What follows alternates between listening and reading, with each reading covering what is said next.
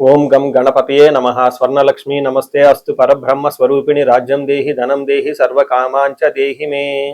12 రాసుల వారికి లక్ష్మి స్వర్ణలక్ష్మి అమ్మవారి యొక్క కృపా కటాక్షం వలన ప్రతి ఒక్కళ్ళకి ఆత్మజ్ఞానం కలిగి ఉండాలి. తద్వారా ప్రతి నిమిషం ప్రతి సందర్భంలోనూ సంతోషంగా ఉత్సాహంగా ఉండే విధంగా అమ్మవారికి అందరినీ ఆశీర్వదించాలని, అంతేకాకుండా రాజ్యం దేహి మన అందరికీ మంచి పదవి, ఉన్నతమైన స్థితి, ఒక అధికారం, దర్పం అన్ని కలిగించాలని, దానితో పాటు స్వర్ణలక్ష్మి అమ్మవారు ప్రతి ఒక్కరికి ధన ప్రవాహాన్ని కలిగించాలని, ఫైనల్ గా సర్వకామాంచ దేహిమే మనం అనుకున్న ప్రతి కోరిక కూడాను ఇమ్మీడియట్ గా తక్షణమే అమ్మవారు మనకి నెరవేర్చాలని చెప్పేసి అమ్మవారు ప్రార్థన చేస్తూ, గణపతిని కూడా మనం చేసే ప్రతి దానిలోని మనకి బుద్ధి సిద్ధి, చక్కటి విజయాన్ని, ఒక మంచి వివేకాన్ని కలిగించాలని, సత్ డిసిషన్స్ మంచి నిర్ణయాలు తీసుకునే విధంగా మనకి గణపతి మనకు కృప ఉండాలని చెప్పేసి ప్రార్థన చేస్తూ, మనం ఈ రోజు టాపిక్ చూసుకుంటే సూర్యుడు వృషభ రాశి నుంచి మిథున రాశిలోకి మారుతూ ఉన్నారు. దీనిని మనకి మిథున సంక్రమణ అంటారు. అంటే ఇది 12 రోజులు ఉంటుంది ఈ సంక్రమణ. మనకి మకర సంక్రమణ, మకర రాశి ఎలానో ప్రతి నెల ఒక్కొక్క సంక్రమణ వస్తుంది. ఇప్పుడు రాబోయే సంక్రమణ మిథున సంక్రమణ అంటారు. ఇది 30 రోజులు ఉంటుంది. 15వ తారీఖు జూన్ నుంచి జూలై 15 వరకు ఉంటుంది. ఈ 15 రోజులు సూర్యుడు మిథున రాశిలో ఉండటం వలన ఏం జరుగుతుంది 12 రాశుల వారికి అని తెలుసుకున్నాం. అయితే ముఖ్యంగా సూర్యుడు మారటం వల్ల సూర్యుడు ఎలాంటి విషయాల్లో మనకి ప్రభావాన్ని చూపిస్తాడని తెలుసుకుందాం. సూర్యుడు వచ్చేటప్పటికి ముఖ్యంగా 8 రకాలైన అంశాలపైన ప్రభావాన్ని చూపుతూ ఉంటారు. ఒకటి, అందరూ బాగా గుర్తుపెట్టుకోవాల్సింది ఏంటంటే సూర్యుడు ఆత్మకారక అంటారు. అంటే మనకి సెల్ఫ్ కాన్ఫిడెన్స్, మనకి కావాలన్నా స్ట్రెంగ్త్, సోల్, ఆత్మబలం ఉండాలి కానీ సూర్యుడు చక్కగా ఉండాలి. కాబట్టి సూర్యుడు ఆత్మకారకుడు. అలానే రాజ్యకారకుడు, ఒక పదవి రావాలన్నా, గవర్నమెంట్ అథారిటీ, అడ్మినిస్ట్రేషన్ పవర్, వీటన్నీ రావాలన్నా కానీ సూర్యుడు మనకి స్ట్రాంగ్ గా ఉండాలి. అలానే పితృకారకుడు, father related elders, mentors, boss, వీళ్ళందరినీ కూడా మనకి సూర్యుడే రిప్రజెంటేషన్ చేస్తూ ఉంటారు. యశస్సు, కీర్తి ప్రతిష్టలు, గుర్తింపు, కొంతమందికి గుర్తింపు ఉంటుంది ఏ పని చేసినా, కొంతమందికి ఏ పని చేసినా గుర్తింపు అనేది ఉండదు. ఈ గుర్తింపు లేకపోవడం కూడా కారణం కూడా సూర్యుడు వాళ్ళ జాతకంలో సరిగ్గా లేకపోవడం అని గమనించుకోవాలి.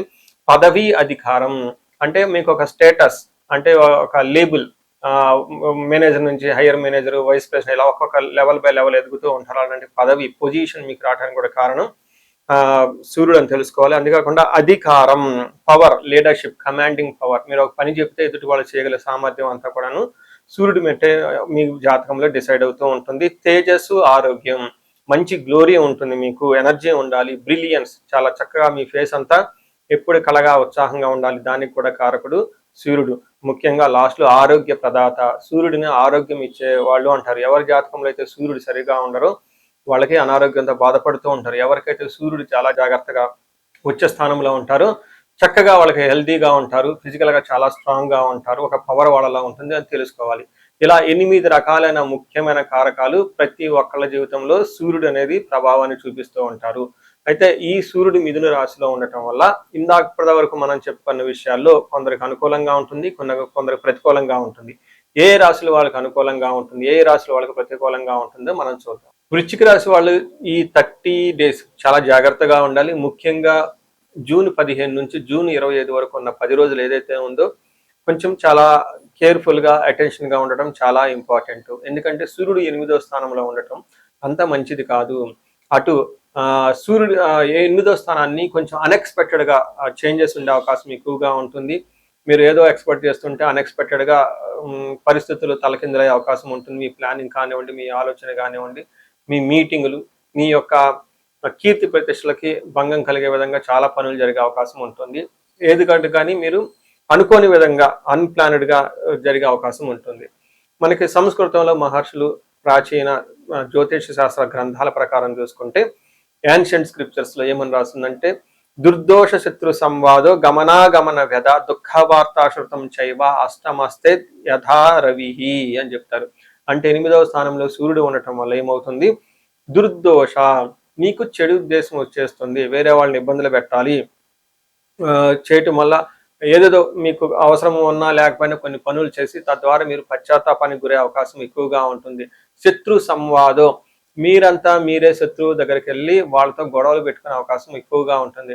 గమనించండి, ఒక సేయింగ్ విలేజెస్ లో చెప్తూ ఉంటారు, మంచిని పావలా పెట్టి కొనుక్కోవాలి, చెడుని ముప్పావలా పెట్టి వదిలించుకోవాలి అని చెప్తారు. అందుకని చెడ్డవాళ్ళ దగ్గరికి మీరు వదిలించుకోవాలి, లేదంటే మీరు కావాలని వాళ్ళ దగ్గరికి వెళ్తే వాళ్ళు మీతో గొడవలు పెట్టుకొని మిమ్మల్ని కీర్తి ప్రతిష్టలు భంగం చేసే అవకాశం ఎక్కువగా ఉంటుంది. దుష్టుడికి దూరంగా ఉంటారు కాబట్టి దూరంగా ఉండండి. కొన్నిసార్లు చెడు ఉద్దేశం వాళ్ళ మనసులో పెట్టుకొని మంచిగా నటిస్తూ మిమ్మల్ని కావాలని మీ యొక్క ఇన్ఫర్మేషన్ తీసుకొని మీ దగ్గర ఉన్న ఇన్ఫర్మేషన్ సీక్రెట్స్ అని లాక్కొని బయటికి వెళ్ళిపోయి వాళ్ళు బహిర్గతం చేసి మిమ్మల్ని అడ్వాంటేజ్గా తీసుకునే అవకాశం ఎక్కువగా ఉంటుంది. మీ వీక్నెస్ని ఎదుటి వాళ్ళు ఎన్కాష్మెంట్ చేసుకునే అవకాశం కూడా ఎక్కువగా ఉంటుంది ఈ టైంలో. ముఖ్యంగా ఈ సెల్ ఫోన్లు మెసేజ్లు అవి ఇవి సర్క్యులేట్ చేసేటప్పుడు చాలా జాగ్రత్తగా ఉండాలి. వాళ్ళు వాటికి ఆల్టరేషన్ చేసేసి రకరకాలుగా మీకు ఏమంటారు అవి ఫాల్స్ ప్రోపగాండా చేసే అవకాశం ఎక్కువగా ఉంటుందని గమనించుకోవాలి. అంతేకాకుండా దుఃఖ వార్త శృతం చైవ, మీకు ఇబ్బంది కలిగే ఒక వార్త వినే అవకాశం ఎక్కువగా ఉంటుంది. అది వేరే వాళ్ళ దగ్గర నుంచి మీకు ఒక వార్త వస్తుంది. అది ఉద్యోగం గురించి కానివ్వండి, బాసుల గురించి కానివ్వండి, కీర్తి ప్రతిష్టలకు సంబంధించి కానీ, లేదంటే హెల్త్కి సంబంధించిన విషయాల్లో అనుకోకుండా ఒక బ్యాడ్ న్యూస్ వచ్చేసి మీకు చాలా ఇబ్బంది పెట్టే అవకాశం ఉంటుంది, గమనించాలి. సో ఏ ప్రకారంగా చూసుకున్నా ఇది మీకు కొంచెం చాలా కేర్ఫుల్గా ఉండవలసిన మాసం అని మీరు గమనించుకోవచ్చు. దీనితో పాటుగా మీరు ధనాన్ని కూడా కోల్పోయే అవకాశం ఎక్కువగా ఉంటుంది. వేరే కుటుంబంలో గొడవలు వచ్చేస్తుంటుంది. భయపడే సిచ్యువేషన్లు పరిస్థితులు మీ చుట్టూ ఉంటాయని గమనించుకోవాలి. ఈ రాశి వాళ్ళు చాలా ఎక్కువగా పరిహారాలు చేసుకోవడం చాలా చాలా ఇంపార్టెంట్. ఇండివిజువల్ జాతకం కూడా చూపించుకోవడం చాలా చాలా ముఖ్యమని గమనించాలి. మనం పరిహారాలు చూసుకుంటే సూర్యుడికి కొన్ని పరిహారాలు మీరు చేసుకునే పరిహారాలు కొన్ని ఉంటాయి. కొన్ని వచ్చేటప్పటికి బ్రాహ్మణ పండితులతో చేయించుకోవడం చాలా ముఖ్యం. కొన్ని క్షేత్ర దర్శనాలు కూడా చేసుకోవడం చాలా చాలా ఇంపార్టెంట్. ముందు ముఖ్యంగా మీవంతా సెల్ఫ్ రెమెడీస్ అంటారు, మీరంతా స్వయంగా చేసుకునే పరిహారాలు కొన్ని ఉంటాయి. అందులో ముఖ్యంగా చూసుకుంటే సూర్య నమస్కారాలు చేయడం చాలా ఇంపార్టెంట్. సూర్య అష్టకం చదవటము లేదా ఆదిత్య హృదయ స్తోత్రం చదవటం కూడా చాలా ఇంపార్టెంట్. ఎప్పుడైతే ఆదిత్య ఉదయ స్తోత్రము, హనుమాన్ కార్యసిద్ధి మంత్ర రెండు కలిపి చదువుకలిపితే ఇంకా చాలా మంచి రిజల్ట్ ఉంటుంది. సో ఇక్కడ ఆదిత్య హృదయ స్తోత్రంతో పాటు హనుమాన్ చాలీసా కానీ, హనుమాన్ కార్యసిద్ధి మంత్రం కానీ చదువుకుంటే ఇంకా చక్కటి మంచి రిజల్ట్ వస్తుంది. సో ఇవన్నీ మీరు చేసుకునే మీ వరకు మీరు చేసుకోవచ్చు. ఇంకా టెంపుల్స్కి వెళ్ళేసి అక్కడ నవగ్రహాల చుట్టూ తిరిగి గోధుమలు కనుక దానం చేయగలిగితే, సద్బ్రాహ్మణులకి సత్పురుషులకి చేయగలిగితే ఇంకా మీకు చక్కటి మంచి రిజల్ట్ వస్తుందని గమనించుకోవాలి.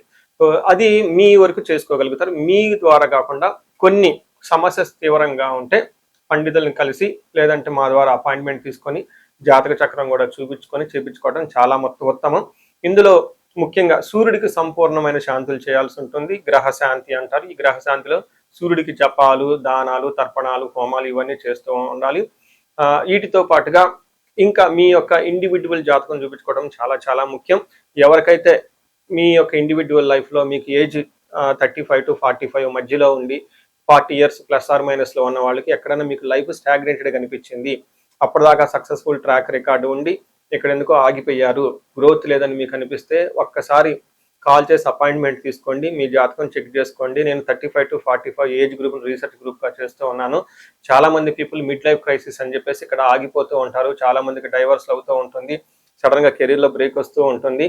సో ఈ మిడ్ లైఫ్ క్రైసిస్ని మన ఆస్ట్రాలజీ, వేదిక్ ఆస్ట్రాలజీ ఎలా డీల్ చేస్తుంది, దాంట్లో ఏమేమి ఉంటాయి అని చెప్పి తెలుసుకోవచ్చు. ముఖ్యంగా జ్యోతిష శాస్త్రం ప్రకారం గ్రహ శాంతులు అని ఉంటాయి, గ్రహ దోషాలు అని ఉంటుంది. మీ యొక్క దశలు తెలుసుకొని వీటిల్లో ఏదైనా ఒక గ్రహం దోషం ఉండటం అయితే మీరు స్టాగ్నెటెడ్ అయిపోతారు. దాన్ని ఎలా బయటకు రావాలని పరిహారాలు తెలుసుకోవాలి. వీటితో పాటుగా మీకు ఏమైనా శాపాలు ఉంటే పితృశాపం, కాలసర్ప దోషము, ఇలా మాతృశాపం, స్త్రీ శాపం, ఇంకా ఏమైనా యాక్టివ్గా శాపాలు ఉన్నాయా, ఈ శాపాలు ఉండటం వల్ల కూడాను మీరు లైఫ్లో గ్రోత్ లేకుండా ఆగిపోయే అవకాశం ఉంటుంది. సో ఎవరికైనా సరే ఎలాంటి ప్రాబ్లం ఉన్నా, ధనానికి ఇబ్బంది పడిపోతూ ఉంటే స్వర్ణలక్ష్మి విశేష హోమం చేయించుకోండి. మీకు వీసా స్టాంపింగ్, H1B, లైక్ ఉద్యోగంలో ఎక్కడన్నా బ్రేక్లు వచ్చి ఆగిపోతూ ఉన్నా, లేదంటే ఆ ఫైనల్ రౌండ్ దాకా వచ్చి మధ్యలో ఎక్కడన్నా ఆగిపోయినా కానీ మీకు ఇలాంటి వాళ్ళకు కూడాను మన్యు పాశుపత అభిషేకము, రుద్రాభిషేకం చేయించుకోవడం చాలా చాలా ఇంపార్టెంట్. భార్యాభర్తల మధ్య గొడవలకు అన్యోన్య దాంపత్య పాశుపతం చేయించుకోవటం. ఎవరికైనా సర్పాలు, కాలసర్ప దోషాలు, మహాకాలసర్ప దోషాలు అంటే కాలసర్ప దోష నివారణ పూజలు, పితృదోష నివారణ పూజలు మీ యొక్క జాతకం చూసుకొని ఇవన్నీ చేసుకోవటం వల్ల జీవితంలో 10 రెట్లు ఖచ్చితంగా వెళ్ళే అవకాశం ఎక్కువగా ఉంటుందని గమనించుకోవాలి. మీ అందరికీ అష్టైశ్వర్యాలు కలగాలని, భోగభాగ్యాలు కలగాలని చెప్పేసి కోరుకుంటున్నాను. నమస్తే.